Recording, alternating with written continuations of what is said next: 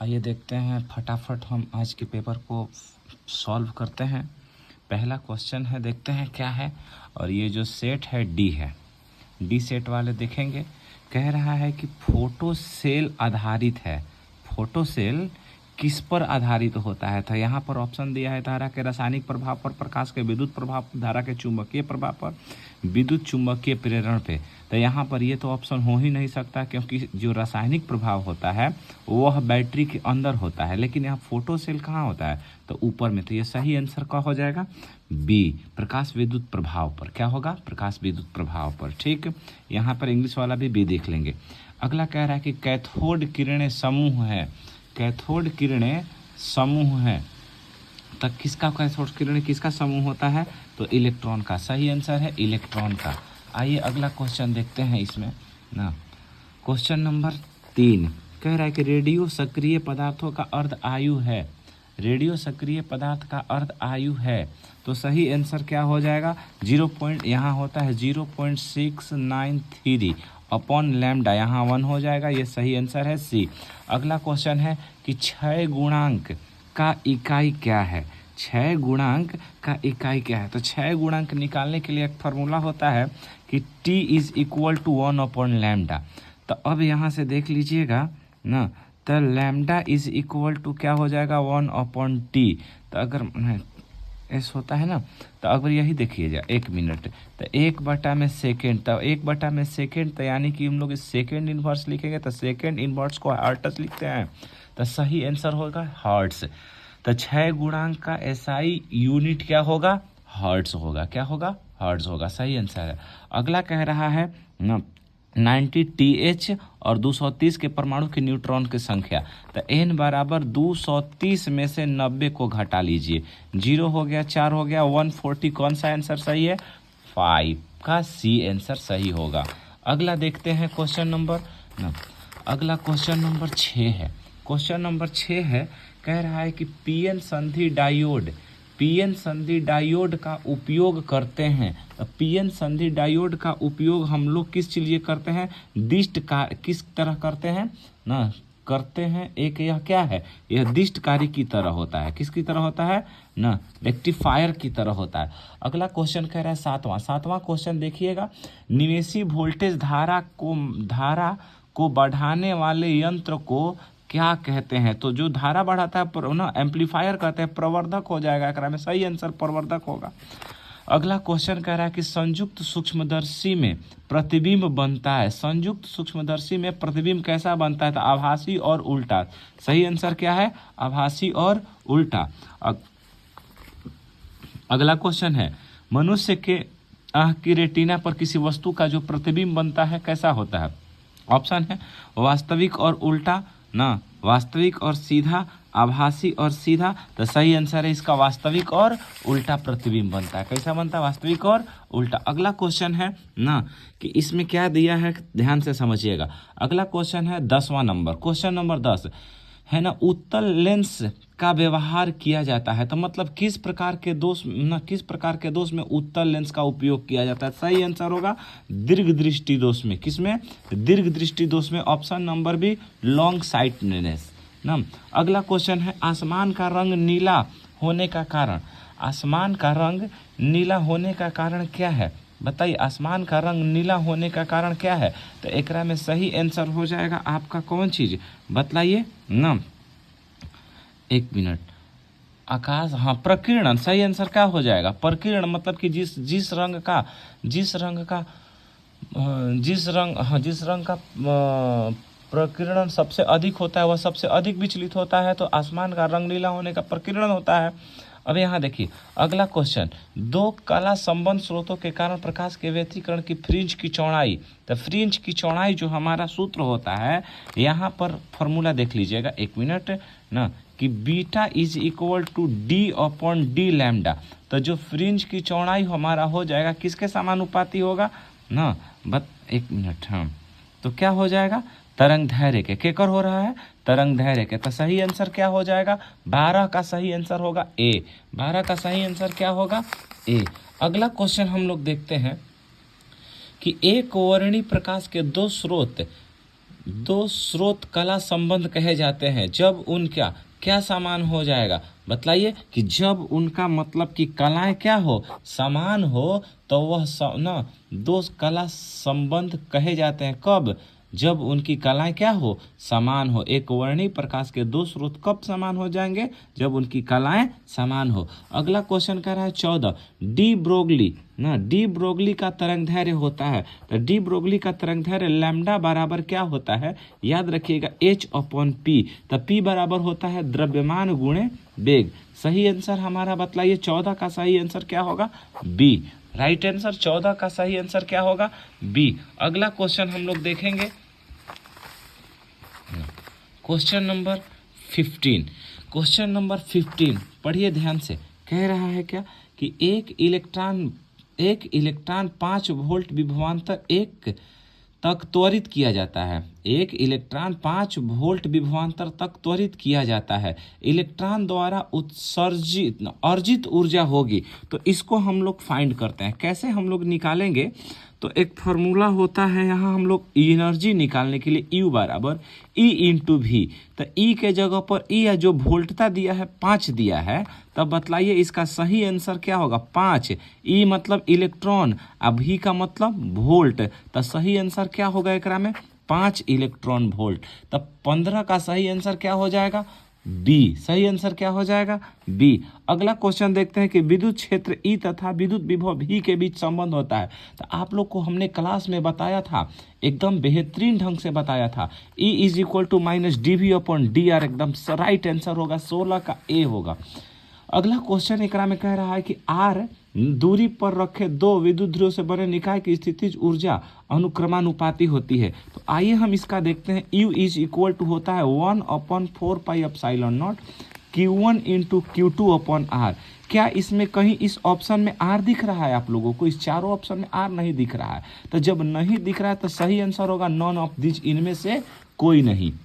अगला कह रहा है कि पिको फैराड मात्रक है। तो आप जानते हैं कि फैराड किसका मात्रक होता है? धारिता का। तो उसमें पिको लगा दीजिए। किसका सही आंसर होगा? वैद्युत धारिता का। ऑप्शन नंबर सी, 18 का ऑप्शन नंबर सी सही है। अगला क्वेश्चन कह रहा है कि किसी संधारित्र की धारिता निर्भर नहीं करती है। तो किस पर निर्भर नहीं करती है? तो सही आंसर है प्लेटों के आवेश पर। प्लेटों के आवेश पर। अगला क्वेश्चन कह रहा है, यहाँ देखिएगा, एक गोलीय चालक की धारिता 1 माइक्रोफैराड है, उसकी त्रिज्या होगी। तब यहाँ C = फॉर्मूला होता है 4πε0 × R। C का मान कितना दिया है? 1 माइक्रोफैराड। ठीक है ना? 4πε0 इधर आ जाएगा, R हो जाएगा। ठीक। R = 1/4πε0 का मान हो गया 9 × 10 के पावर कितना? 9। माइक्रो बराबर 10 के पावर -6 लिख सकते हैं आप लोग। R बराबर 9 × 10 के पावर 9 × 10 के पावर -6। अब बताइए तो R 9 × 10 के पावर क्या हो जाएगा? 3। ये तो आपका आ जाएगा ना, कितना आया? मीटर। अब वे बताइए क्या इस 10 के पावर 3 को आप किलोमीटर लिख सकते हैं? तो सही आंसर क्या होगा? 9 किलोमीटर। तब 20 का सही आंसर क्या होगा भैया? 9 किलोमीटर राइट आंसर है। अगला क्वेश्चन देखते हैं हम लोग ना, क्वेश्चन नंबर 21। किसी धातु का परावैद्युतांक क्या होता है? अनंत होता है। क्या होता है? अनंत होता है। अगला क्वेश्चन कह रहा है कि यदि किसी तर्क द्वार का निर्गम y का मान उसके दोनों निवेशों के गुना A.B से प्राप्त होता है तो वह द्वार क्या होगा? मतलब कि y = A.B। मैंने कल ही इस पर कराया था, इसका वीडियो बनाया था, और जो कि आज लड़ा हुआ है कि y = बुलियन व्यंजक क्या होता है? A.B होता है। किसका होता है? एंड गेट का। क्या होता है? एंड गेट का। अगर वही प्लस पूछा होता तो आप और लगा देते। तो सही आंसर है 22 का ए। 22 का ए। अगला क्वेश्चन देखिएगा। अगला कह रहा है कि अर्धचालक में वर्जित ऊर्जा अंतराल की चौड़ाई लगभग होती है कितना? 1 इलेक्ट्रॉन वोल्ट। सही क्या होगा? 22 का सही आंसर होगा 1 इलेक्ट्रॉन वोल्ट। अगला कह रहा है क्वेश्चन नंबर 24। दशमलव अंक पद्धति की 27 27 की द्विआधारी पद्धति में समतुल्य संख्या होगी तो आप निकाल सकते हैं। 27 को आप 2 से डिवाइड कीजिए, 13 दूनी के 26 एक हो जाएगा, फिर कटाइए इसको, 2 6 के 12, फिर 1 आएगा, 2 3 6 0 हो जाएगा, 2 1 जा 2 यानी कि 2 का 2, नीचे से लिखिए 1 1 0 1 1। सही आंसर क्या होगा आपका? डी, राइट आंसर है डी। 24 का राइट आंसर डी होगा।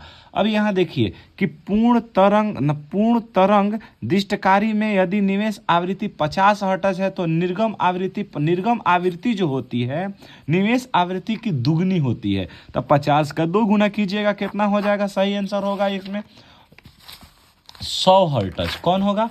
100 हर्ट्ज।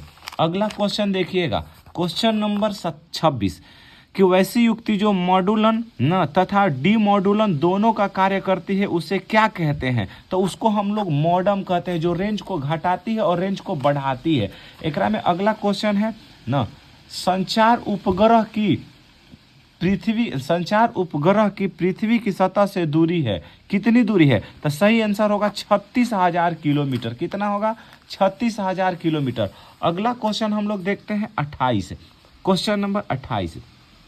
सरकिरणन का मापन किया जाता है, किस में किया जाता है? डेसिबल में किया जाता है। किस में किया जाता है? डेसिबल में किया जाता है। अगला क्वेश्चन नंबर 29 में कह रहा है कि प्रेरण कुंडली क्या उत्पन्न करता है? तब प्रेरण कुंडली क्या उत्पन्न करता है तो बतला दीजिए। इसमें उच्च धारा को उत्पन्न करता है। किसको उत्पन्न करता है? उच्च धारा को उत्पन्न करता है। यहाँ अगला हम लोग देखते हैं कि चुंबकीय क्षेत्र बी का ऊर्जा घनत्व तो क्या होता है? इसका सही आंसर हो जाएगा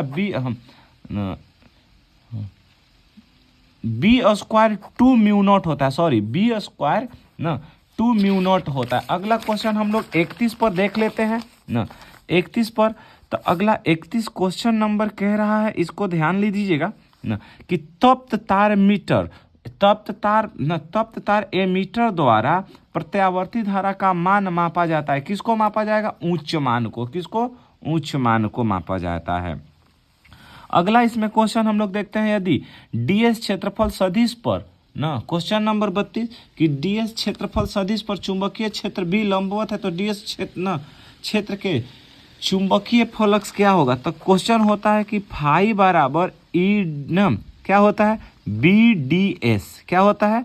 BDS। तो ये वेक्टर के रूप में, तो आप इसको फाई बराबर क्या लिख सकते हैं? BDS और कॉस थीटा। सही आंसर क्या होगा? BDS cos theta. A option number कौन सा सही होगा? ए 32 का सही आंसर होगा ए। अगला कह रहा है कि प्रतिबाधा का मात्रक होता है। तो प्रतिबाधा का मात्रक क्या होता है? जितना प्रतिबाधा भी एक प्रकार का प्रतिरोध है। तो इसका सही आंसर क्या होगा? ए, ओम होगा। क्या होगा? ओम होगा।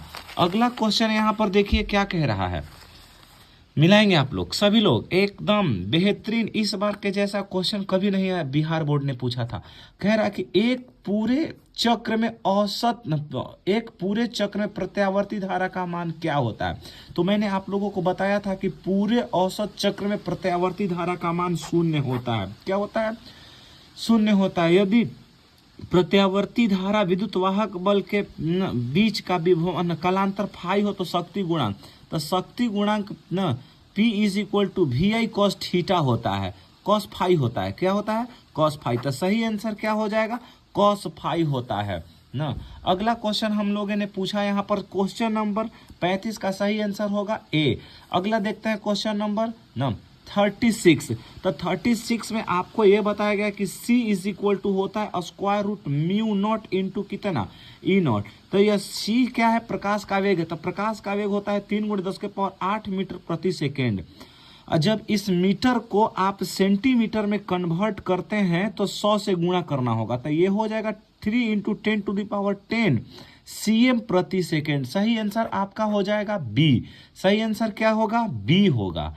36 का सही आंसर क्या होगा? बी। आप इंग्लिश मीडियम वाले भी बी लगाएंगे। अगला क्वेश्चन देखते हैं हम लोग 37। क्या है? 37 है ना। अच्छा, अभी अगला क्वेश्चन है यहाँ पर, एक समान चुंबकीय क्षेत्र में बी में बल रेखाओं के समानांतर एक इलेक्ट्रॉन जिसका आवेश ई है और वेग v से चलता है तो इलेक्ट्रॉन पर लगने वाला बल क्या होगा।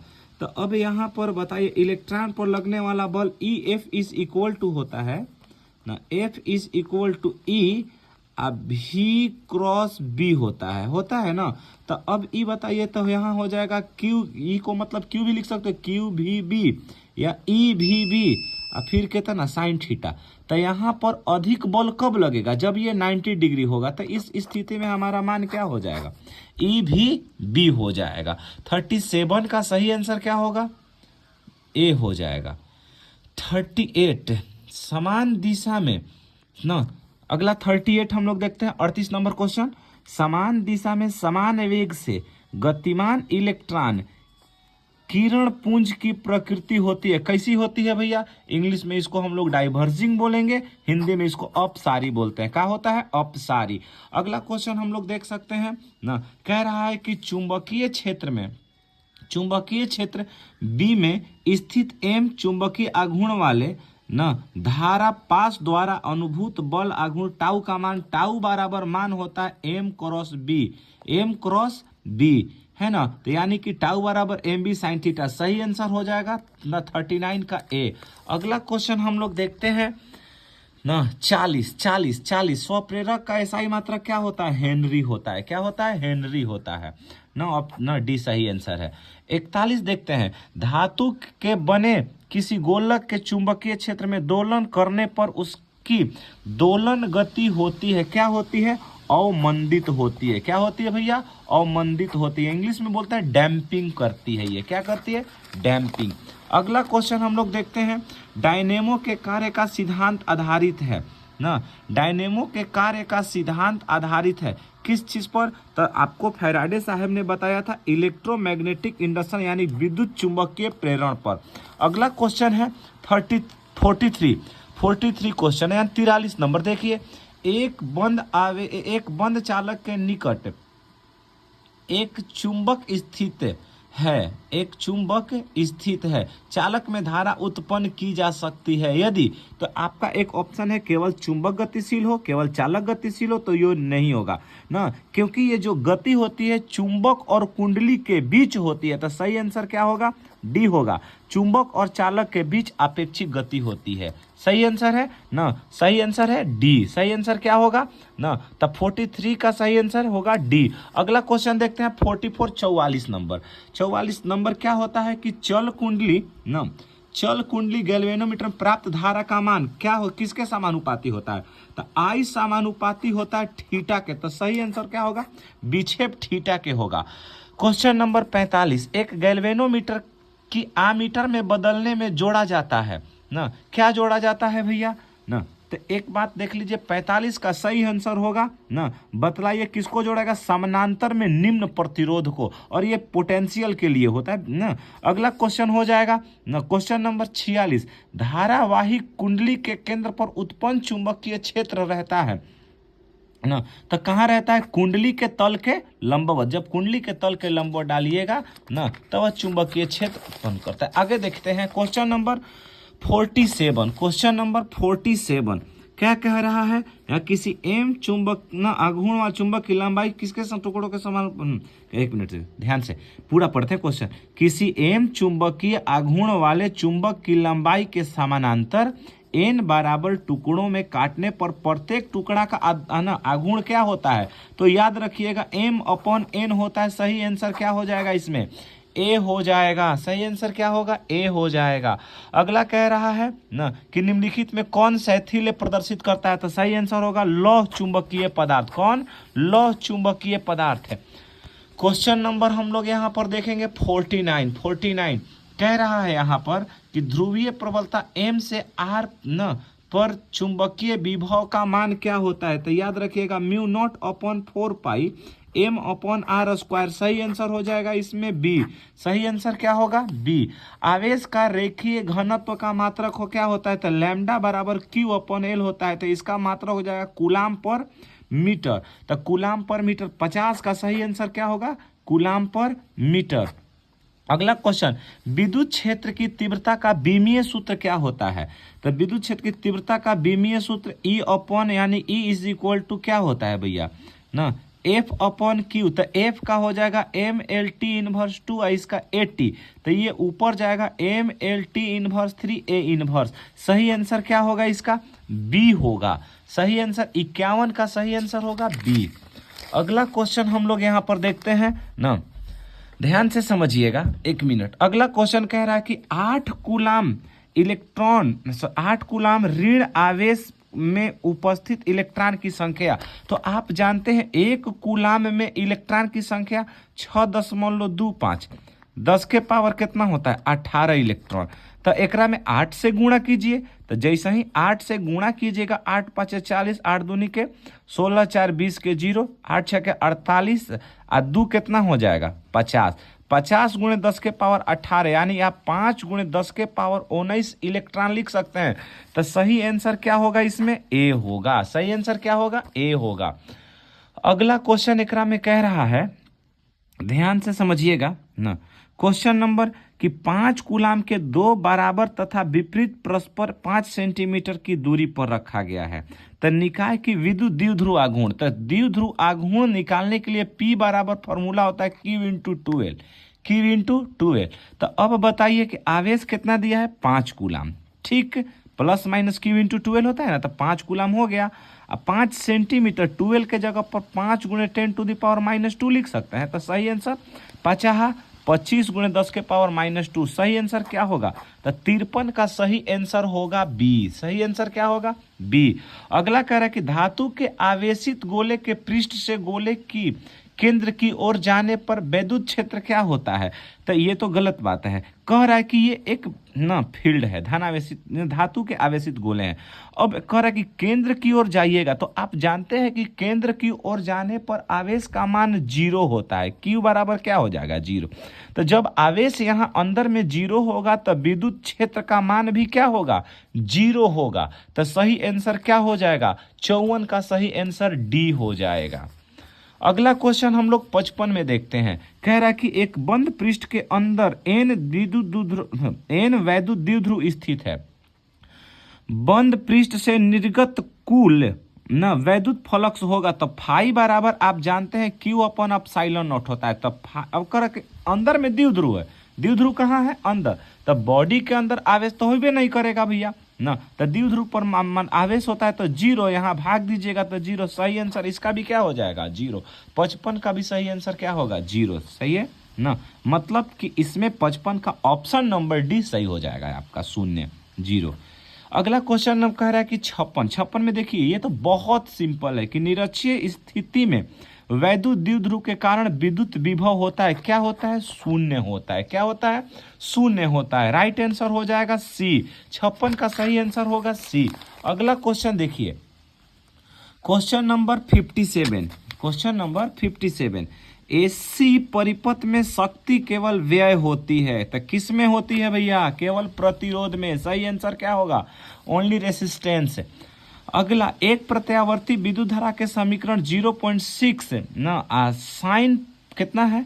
100 पाई टी से निरूपित। तो प्रत्यावर्ती धारा की आवृत्ति क्या होगी? अच्छा, आई बराबर क्या होता है? आई नॉट साइन ओमेगा टी होता है ना, ओमेगा टी। तो ये बताइए, ओमेगा बराबर 2 पाई क्या होता है? 2 पाई एफ होता है ना। 2 पाई क्या होता है? एफ होता है। इसका मान 100 दिया है, ठीक ना। अब यहां पर देखिए, 1 मिनट, 100 पाई ऑलरेडी दे चुका है। पाई से पाई खत्म, 2 से कट गया 50 बार में, तो एफ बराबर कितना होगा? सही आंसर हो जाएगा बी। 50 आंसर सही होगा। 58 का ऑप्शन नंबर बी राइट है। अगला कह रहा है कि विद्युत लेपन में व्यवहार आने वाली धारा होती है, क्या होती है? हमेशा एसी का प्रयोग करते हैं। विद्युत लेपन में व्यवहार आने वाली धारा का कौन होगा? सही आंसर होगा केवल एसी। अगला देखिए, क्वेश्चन नंबर 60, वस्तु से में बड़ा और आभासी प्रतिबिंब बनता है, तो किसमें सबसे बड़ा प्रतिबिंब बनता है भैया? अवतल में, है ना, अवतल में। कह रहा है अगला क्वेश्चन यहाँ देखिएगा कि संपर्क में रखे दो लेंसों की क्षमता क्रमशः P1 तथा P2 तब समतुल्य लेंस की क्षमता क्या होगी? तो इसका आंसर हो जाएगा P1 plus P2। Right answer होगा डी। अगला क्वेश्चन कह रहा है कि किस रंग का तरंग दैर्घ्य सबसे कम होता है? तो सबसे कम तरंग दैर्घ्य वाला कौन होता है जी? बैगनी। या सबसे अधिक अगर पूछता तो लाल मार देते हैं। 8 क्वेश्चन और है। क्वेश्चन नंबर 63 है। क्वेश्चन नंबर 63 इंद्रधनुष का निर्माण किस कारण होता है? तो एक और क्वेश्चन आ जाएगा आप लोगों का ना। इंद्रधनुष का निर्माण जो होता है पूर्ण आंतरिक परावर्तन और अपवर्तन के कारण। किसके कारण? अपवर्तन के कारण। तो सही आंसर में से कौन हो जाएगा? सी सही आंसर होगा, रिफ्रैक्शन। अगला क्वेश्चन होगा 64। निम्नलिखित में कौन संधारित्र द्वारा अवरुद्ध होते हैं? तो ये क्या होता है? संधारित्र में हमेशा डीसी अवरुद्ध होगा। अगला कह रहा है कि 40 वाट तथा 60 वाट के दो बल्ब 220 वोल्ट के स्रोत से जोड़े गए हैं, उनके प्रतिरोध में अनुपात होगा। इसका मान देखिए आप लोग, ऐसे हम लोग निकालते हैं P बराबर V स्क्वायर अपॉन R होता है। इस पर आप P1 बराबर वैल्यू निकालेगा V स्क्वायर अपॉन कितना? R1। तो मतलब R1। तो यहाँ हो जाएगा R1 इज इक्वल टू हो जाएगा V स्क्वायर अपॉन कितना? बताइए P1। इसके बाद अगर मान लेते हैं ना R2 इज इक्वल टू क्या हो जाएगा भाई ना, थोड़ा सा देख लीजिएगा। हाँ, क्या हो जाएगा? V स्क्वायर अपॉन यहाँ हो जाएगा P2। अभी दोनों को अगर लीजिएगा तो ये वाला कट जाएगा, ऊपर जाएगा P2 आना R1 upon R2 is equal to P2 upon P1। मान रखिए यहाँ। जब मान रखिएगा तो एक का मान दिया है 60 ना, और एक का मान कितना दिया है? 40। कटा दीजिए। 3 2 3 6 2 दूनी के 4। 3 अनुपात कितना हो रहा है? 2। सही आंसर क्या होगा? 65 का सही आंसर होगा 3 अनुपात 2। अगला क्वेश्चन हो जाएगा 66। किसी तार का प्रतिरोध 50 ओम है तो उसकी चालकता क्या होगी? कि रो इज इक्वल टू 1/r होता है। तो 1 में 500 का भाग दे दीजिए। सही आंसर देख लीजिए क्या हो जाएगा आप लोग को ना। हम 1 में 500 का भाग दीजिएगा तो कितना आ जाएगा? बतला दीजिए। 0.002 ओम इनवर्स। ठीक है ना। अगला कह रहा है कि एक ना, यहाँ है अगला क्वेश्चन है n समान प्रतिरोधक वाले श्रेणी क्रम के उसके बाद समानांतर क्रम में जोड़ा जाता है। तो अगर मान लेते हैं कि जब श्रेणी क्रम में जोड़िएगा इसका मान nr हो जाएगा ना, समानांतर क्रम में जोड़िएगा rp इज इक्वल टू, तो अब बताइए r अपॉन क्या हो जाएगा? n। जब इन दोनों को अनुपात कीजिएगा ना, तो जब इन दोनों का rs अनुपात rp कीजिएगा तो nr बटा में rn ना, r से r खत्म, n का गुणा हो जाएगा, तब वैल्यू का हो जाएगा n स्क्वायर। सही आंसर क्या होगा? 67 का सही आंसर होगा डी। अगला क्वेश्चन कह रहा है कि विभव मापी की सुग्राह्यता को बढ़ाने के लिए इसको क्या करते हैं? कि तार की लंबाई को क्या कर देते हैं? बढ़ानी हो जाएगी ना। तो S is equal to S समानुपाती L होता है। कर लीजिएगा है V ना। अगला 68 का सही आंसर होगा डी। 68 का सही आंसर क्या होगा? डी। अब यहाँ देखिएगा अगला देखिएगा L अपन V होता है। हाँ सही है वही चीज ना। क्वेश्चन नंबर 69 कह रहा है यहाँ वैद्युत संबंधित किरचॉफ का द्वितीय नियम किससे संबंधित? ऊर्जा संरक्षण सिद्धांत से। पहला वाला आवेश संरक्षण सिद्धांत और दूसरा वाला ऊर्जा संरक्षण सिद्धांत से। ये क्वेश्चन देखिए, निम्नलिखित में कौन चुंबकीय क्षेत्र की तीव्रता का मात्रक नहीं है? बहुत सारे लोग इसका मतलब कि आंसर गलत करके आए होंगे। यहाँ भी गलती किया हुआ है। लोगों को लगता है कि है, यहाँ लोग नहीं पढ़ते हैं। ये वाला डायरेक्ट दिख गया, टेस्ला मार देते हैं। तो अब यहाँ देखिएगा, ये हमारा कह रहा है ना कि निम्नलिखित में कौन चुंबकीय क्षेत्र की तीव्रता का मात्रक नहीं था? ये तो है, ये है, यो है, ये है, इहो है, ये है। ये वाला जो मात्रक है ये किस चीज का मात्रक है? ध्रुवीय प्रबलता का मात्रक है ना। इसलिए ये वाला सही आंसर नहीं होगा ना। तो चुंबकीय क्षेत्र की तीव्रता का मात्रक कौन नहीं है? तो ये डी। सही आंसर क्या होगा? डी, न्यूटन पर एम्पियर स्क्वायर। उम्मीद करते हैं कि आप लोग ना इससे संतुष्ट हो। जय हिंद, जय भारत।